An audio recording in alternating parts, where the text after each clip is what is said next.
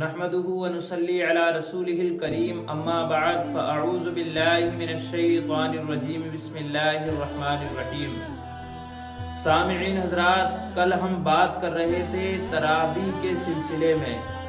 آئیے آگے اسی پر گفتگو کرتے ہیں۔ آپ سے درخواست ہے کہ آپ میرے چینل کو سبسکرائب کریں اور بیل آئیکن کو پریس ضرور کریں۔ چلیے شروع کرتے ہیں۔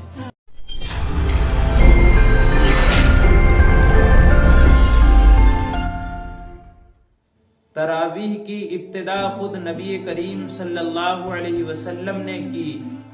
اور اس کو جماعت سے ادا کر کے آپ نے پڑھنے کا طریقہ بھی سکھا دیا اور اس عبادت کی پسندیدگی کو بھی ظاہر فرما دیا۔ 3 یا 4 دن کے اس عمل کے بعد آپ نے اس کو سب کے ساتھ مل کر نہ پڑھا، پھر صحابہ اکرام الگ الگ اس کو یا تو مسجد میں پڑھا کرتے تھے یا اپنے اپنے گھروں میں پڑھا کرتے تھے۔ یہ طریقہ خلیفہ اول سیدنا ابو بکر صدیق رضی اللہ تعالی عنہ کے زمانے میں بھی جاری رہا اور پھر خلیفہ ثانی سیدنا حضرت عمر فاروق اعظم رضی اللہ تعالی عنہ کے خلافت کے ابتدائی زمانے میں بھی یہ سلسلہ جاری رہا، لیکن چونکہ حضرت عمر رضی اللہ تعالی عنہ نے اپنے زمانے میں شریعت کے احکام کا ایک نظم تیار کیا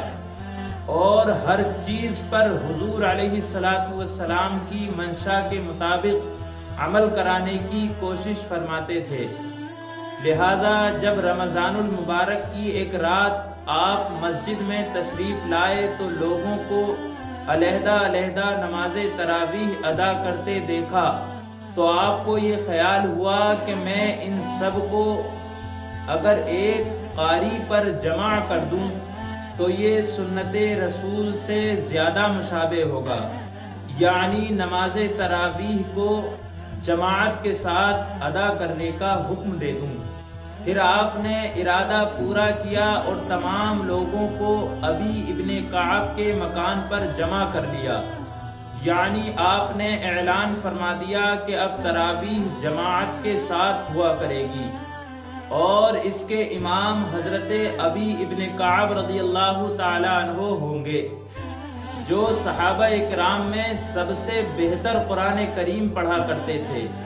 آپ کے اس حکم پر کسی نے اعتراض نہ کیا، بلکہ تمام صحابہ کرام نے اس کو پسند فرمایا اور سب جماعت سے یہ نماز ادا کرنے لگے۔ دوسری رات امیر المؤمنین سیدنا عمر فاروق اعظم رضی اللہ تعالی عنہ نے لوگوں کو جماعت کے ساتھ نماز تراویح پڑھتے ہوئے دیکھا تو آپ بہت خوش ہوئے اور فرمایا یہ کتنی اچھی نئی رسم ہے۔ یہ واقعہ حضرت عبد الرحمن ابن قاری رضی اللہ عنہ نے بیان کیا، جو حضرت سیدنا عمر فاروق اعظم رضی اللہ تعالی عنہ کے ساتھ تھے۔ حضرت عمر رضی اللہ تعالی عنہ نے اس نظم کو خود اچھی بدعت قرار دیا اور اس کو تمام صحابہ اکرام نے بھی بہت پسند فرمایا،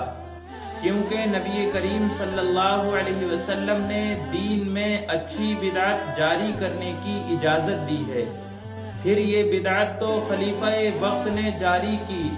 جس پر عمل کرنا در حقیقت نبی کریم صلی اللہ علیہ وسلم ہی کی سنت پر عمل کرنا ہے۔